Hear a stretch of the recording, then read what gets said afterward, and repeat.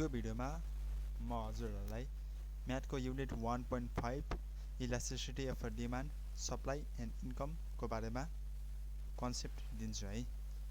अब हाम्रो यो जोस म यहाँनेरि मैले स्क्रिनमा इक्जाम्पल र फर्मुलाहरू पनि छ है। यो इक्जाम्पल र फर्मुलालाई कन्सिडर गरेर यो फर्मुलाले के भनेको हो, यसमा के हुन्छ र हामीले क्वेशनहरू आयो भने कसरी सल्भ गर्ने त्यो कुराहरूलाई म बुझाइदिन्छु है। Okay, let's start. हाम्रो युनिट यहाँनिर म युनिट पनि युनिट 1.5 है, elasticity of demand supply and income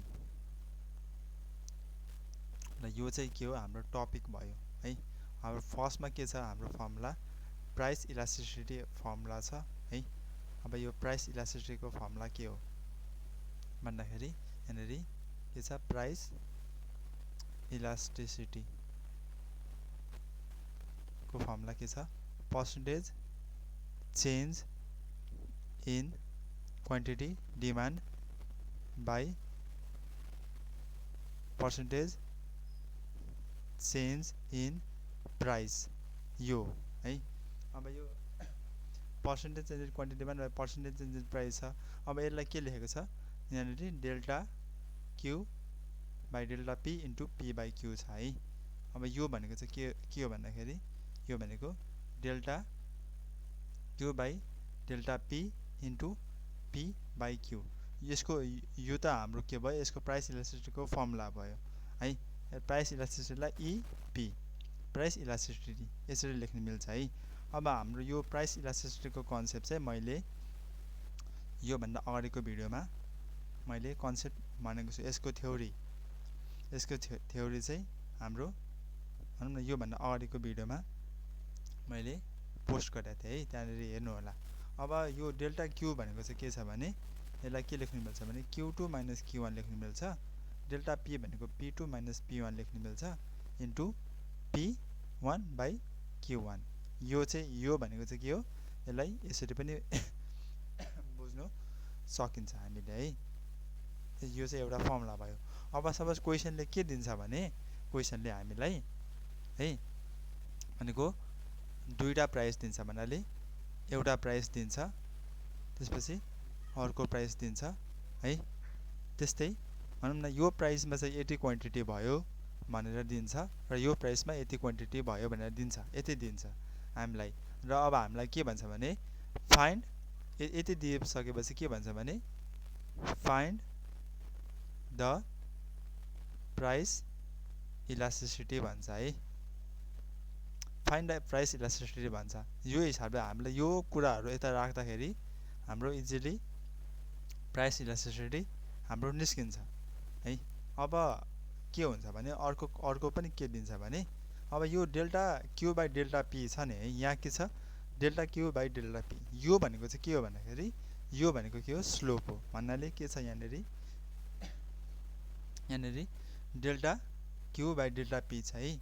अब हाम्रो सपोज ग्राफबाट हेरौँ ल, के हेर्ने, ग्राफबाट हेर्ने हामीले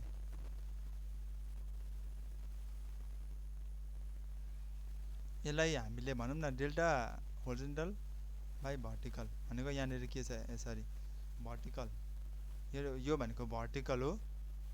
यसलाई यो चाहिँ क्यू हुन्छ भने म्याथमेटिक्समा यहाँ यसलाई क्यू मानिन्छ भने यसलाई के मानिन्छ, पी मानिन्छ। पी भने यो चाहिँ यसलाई के भन्छ, होरिजोन्टल एक्सिस भन्छ है, होरिजोन्टल एक्सिस। अब हाम्रो स्लोपको फर्मुला के छ, स्लोपको फर्मुला त हाम्रो भनौँ न के छ, y2 minus y1 by x2 minus x1 हो स्लोपको फर्मुला। यो भनेको त चेन्ज इन भर्टिकल हो नि त। यहाँ भनेको y छैन, यहाँ के छ, क्यू छ नि त, त्यही भएर Q2 minus Q1 by P2 minus P1। अब यसलाई के भन्छ, यसलाई यो भनेको स्लोप हो है। यो भनेको के हो, यसलाई के भयो, स्लोप भयो है। अब यो जुन पोर्सन छ नि, यति पोर्सन आयो नि, यति पोर्सन भनेको चाहिँ के हो, स्लोप हो। अब यसो स्लोप भनेर हामीले यहाँ थाहा पायौँ। अब क्वेसनले के दिन्छ भने अब हामीलाई है suppose p is equal to है a माइनस b q त यो दियो। अब यहाँदेखि त स्लोप भनेको कति हो, स्लोप भनेको त माइनस b हो है, स्लोप भनेको त माइनस b हो। अब यो कुरा चाहिँ हामीले के गर्ने, त्यहाँ राखिदिने। अब यो स्लोप भनेको यति थाहा पायौँ नि त है। अब के छ भने फर्मुला यहाँनिर फर्मुला के छ, स्लोप भएको बेला के केसमा फर्मुला, प्राइस इलास्टिसिटीको formula 1 divided by minus b minus 1 by b into p by q के छ यहाँनिर फर्मुला के छ, प्राइस इलास्टिसिटीको फर्मुला हाम्रो minus 1 by b into p by q। अब यो भनेको के हो भन्दाखेरि अब हेर्नु है, सपोज क्वेसनले के दियो भने p is equal to 3 minus 5q दियो, क्वेसनले यति दियो है। यो चाहिँ के हो, डिमान्ड फङ्सन दियो क्वेसनले। अनि यतानिर फेरि के दियो भने अर्को p चाहिँ हाम्रो भनौँ न, p चाहिँ हाम्रो कति जति पनि लेख्दा 12 भयो, सरी p चाहिँ कति भयो 13 भयो है, p चाहिँ कति छ 13 छ है। p 13 भएको बेला यति कन्डिसन दिएको छ, फाइन्ड द प्राइस इलास्टिसिटी भन्छ।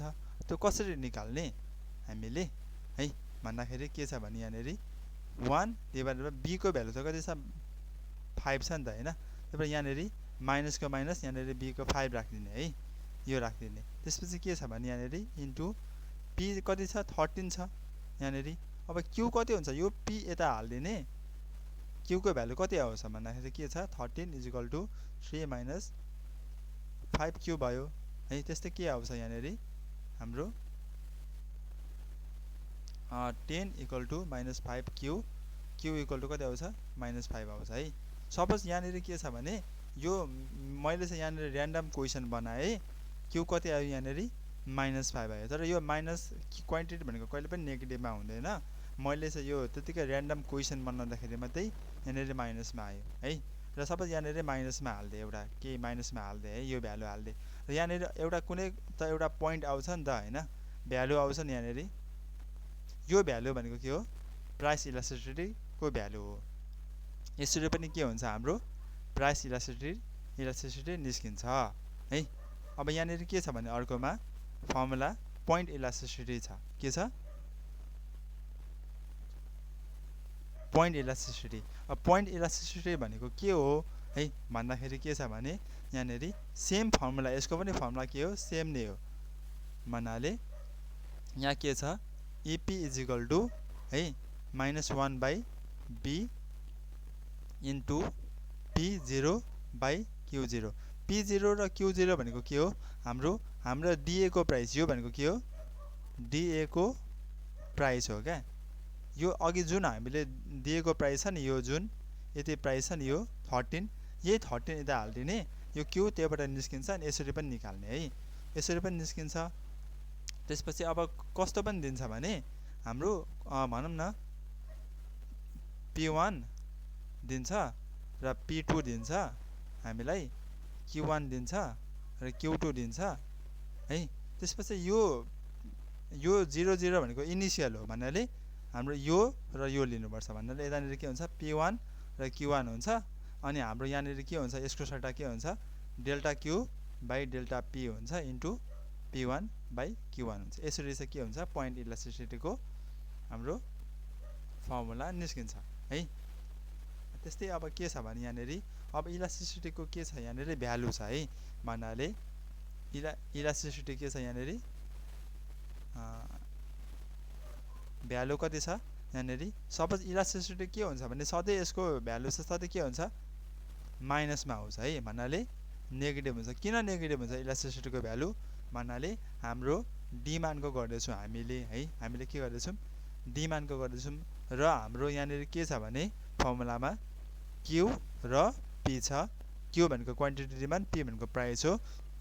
यी दुईटाको रिलेसनसिप के छ हाम्रो नेगेटिभ छ, त्यही भएर हाम्रो यसको भ्यालु नेगेटिभ हुन्छ। तर यसलाई के गर्ने मोडुलस लागेर हाम्रो के हुन्छ प्लसमा निकाल्ने 1 हुन्छ है। अब के छ भने यसको इलास्टिसिटीको के छ भने हाम्रो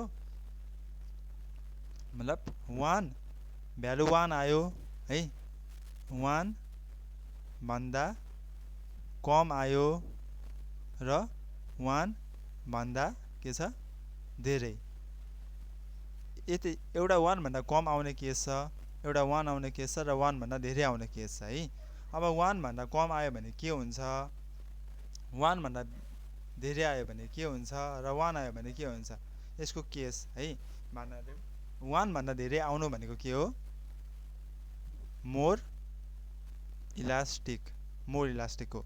1 भन्दा कम आउनु भनेको के हो, लेस इलास्टिक हो। र 1 आउनु भनेको के हो, युनिट इलास्टिक हो। अब यो कुरा हो है, अब यो कुरा हो। अब हाम्रो भनौँ न यसलाई चाहिँ कसैले बुझ्ने, अझै यसलाई बुझ्नु पर्यो। यसको लागि चाहिँ हाम्रो इकोनोमिक्सको हाम्रो भनौँ न यहाँनिर इलास्टिसिटीको इकोनोमिक्समा पनि के छ, यही टपिक इलास्टिसिटी टपिक छ। यसको चाहिँ न्युमेरिकल गर्ने। अब भन्नाले यसलाई चाहिँ एउटा म भ्यालु राखिदिन्छु र त्यो भ्यालुबाट हामी हेरौँ ल के कस्तो हुन्छ भनेर है। सपोज इपी कति छ, 0.3 छ, इपी कति छ, 1 छ र इपी कति छ हाम्रो यहाँनिर 3% छ। ल यति पर्सेन्ट छ है, यति निस्क्यो ल सरी, यसलाई पर्सेन्ट नलेख्दा पनि हुन्छ। हाम्रो यसको भ्यालु यति निस्क्यो, यसको यति निस्क्यो र यसको यति निस्क्यो। अब यो भनेको चाहिँ के हो है भन्नाले हाम्रो इपी भनेको त हाम्रो प्राइस इलास्टिसिटी हो है। इपी भनेको त के हो, यहाँनिर भ्यालु 0.3 छ। यो भनेको डेल्टा क्यू भन्नाले पनि हाम्रो percentage change in quantity demand by percentage change in price हो नि त, इक्वल टु 0.3 भयो है। भन्नाले अब यहाँनिर के बुझिन्छ भने, यसलाई के बुझिन्छ भने यो प्राइस इलास्टिसिटी 0.3 भनेको चाहिँ हाम्रो है प्राइसमा 1% चेन्ज आयो। प्राइसमा 1% चेन्ज आयो भने क्वान्टिटीमा कति पर्सेन्ट चेन्ज आउँछ, क्वान्टिटीमा 0.3% चेन्ज आउँछ। भन्नाले प्राइस चाहिँ 1%ले प्राइस बढ्यो, प्राइस के भयो 1%ले बढ्यो भने क्वान्टिटी 0.3%ले के हुन्छ, घट्छ। त्यही भएर यो लेस इलास्टिक भएको है। अब सपोज यहाँनिर मोर इलास्टिकको कुरा गरौँ ल। भन्नाले इपी कति छ हाम्रो 3 छ। इपी 3 भनेको चाहिँ के हो, प्राइस 1%ले बढ्यो भने क्वान्टिटी के हुन्छ, क्वान्टिटी अभियसली घट्छ। प्राइस बढ्यो भने क्वान्टिटी कति पर्सेन्टले घट्छ, 10%ले घट्छ। यो भन्नु खोजेको हो है। र हाम्रो इक्वल टु 1 को केस छ नि, इक्वल टु 1 को केसमा चाहिँ के छ भने हाम्रो यो भनेको चाहिँ के छ, प्राइसमा 1% इन्क्रिज ओर डिक्रिज भयो भने क्वान्टिटी के हुन्छ, 1%ले डिक्रिज ओर इन्क्रिज हुन्छ। यति नै भनेको है, यति बुझ्नुपर्छ। अब हाम्रो के भयो भने यहाँनिर एउटा प्राइस इलास्टिसिटी भयो, त्यसपछि यसलाई पोइन्ट इलास्टिसिटी भयो, त्यसपछि यहाँ अर्को के छ, आर्क छ। अब के छ, आर्क इलास्टिसिटी छ है।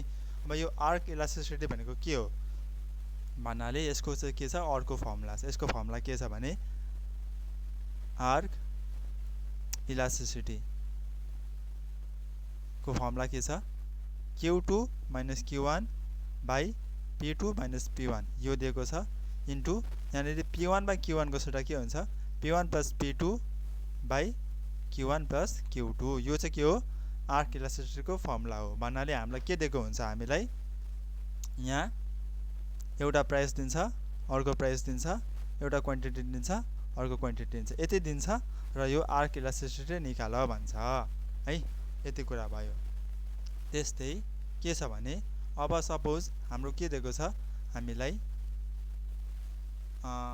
भनौँ न यहाँनिर यहाँदेखि हेरौँ ल।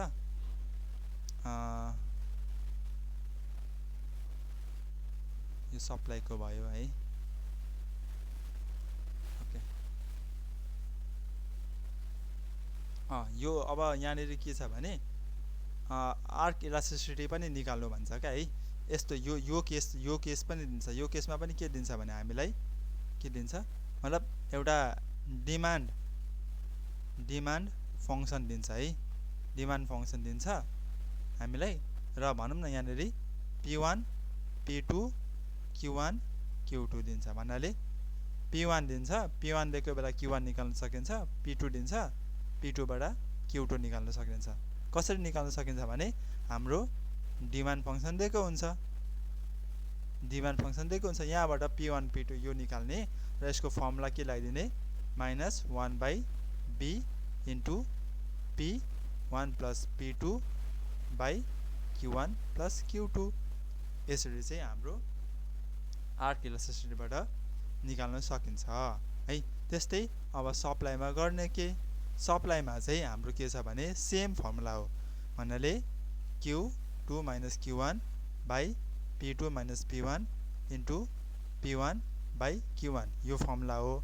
अघि चाहिँ हाम्रो Q भनेको क्वान्टिटी डिमान्ड थियो, अहिले चाहिँ Q भनेको के हो क्वान्टिटी सप्लाई हो।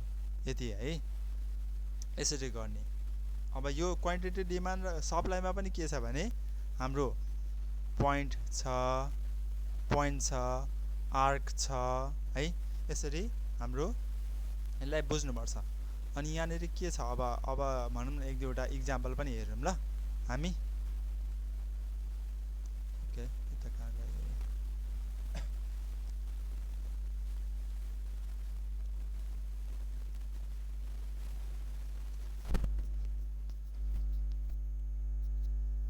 सबै यहाँनेरि के भयो भने गिवन डिमान्ड फंक्सन दिएको छ है।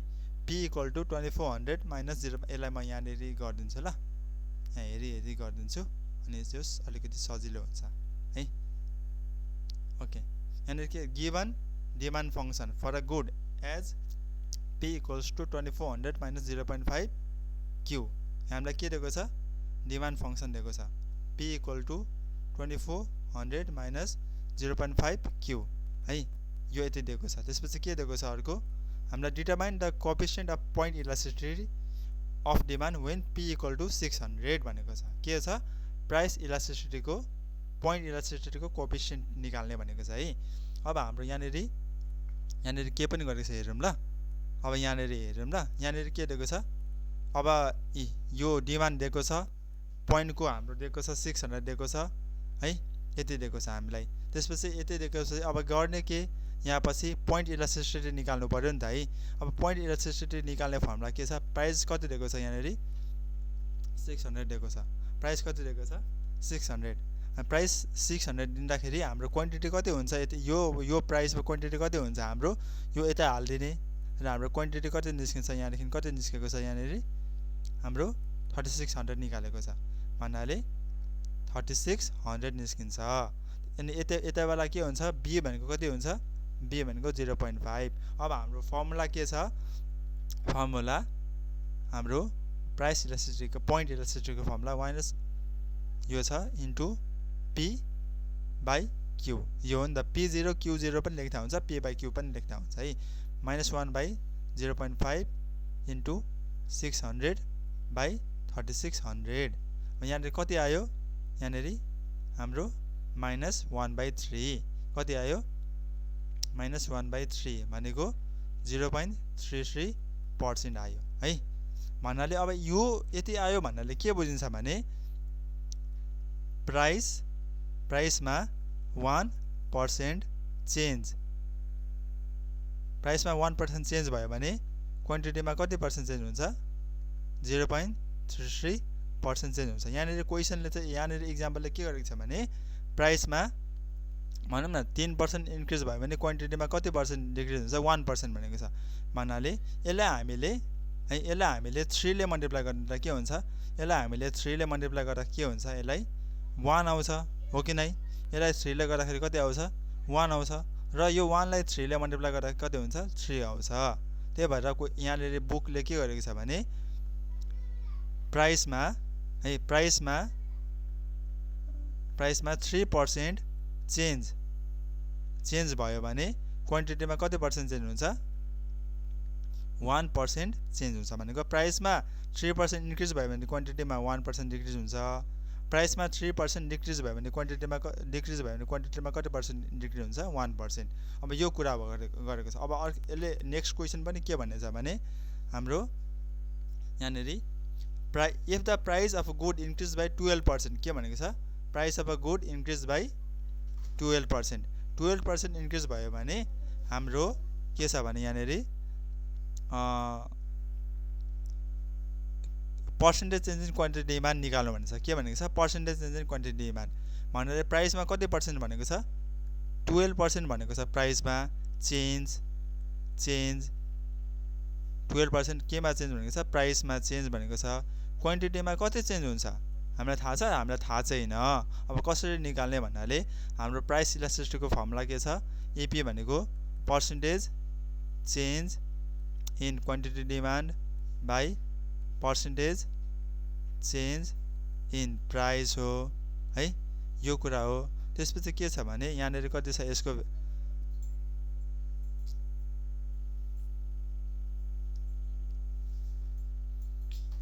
पर्सेन्टेज चेन्ज इन यो छ है। अब यसलाई कसरी गर्नु मिल्यो भने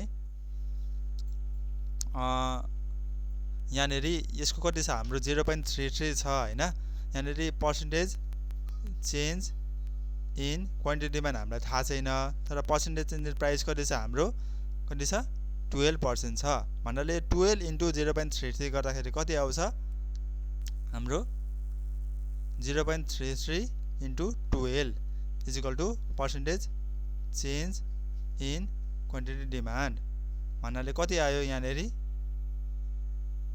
कति आयो 4% आयो कति आयो हाम्रो 4% आयो भन्नाले प्राइसमा 12% चेन्ज भयो भने क्वान्टिटीमा कति चेन्ज हुन्छ 4% चेन्ज हुन्छ है। हाम्रो यसरी यो फर्मुलाबाट चाहिँ हाम्रो के हुन्छ गर्न सकिन्छ है यो फर्मुलाबाट के गर्न सकिन्छ है यसरी। अनि यो हाम्रो इलास्टिसिटीमा क्वेसनहरु यस्तै खाले आउने हो यसरी गर्नु। अब केही कन्फ्युजन छ भने कमेन्टमा सोध्नु होला है।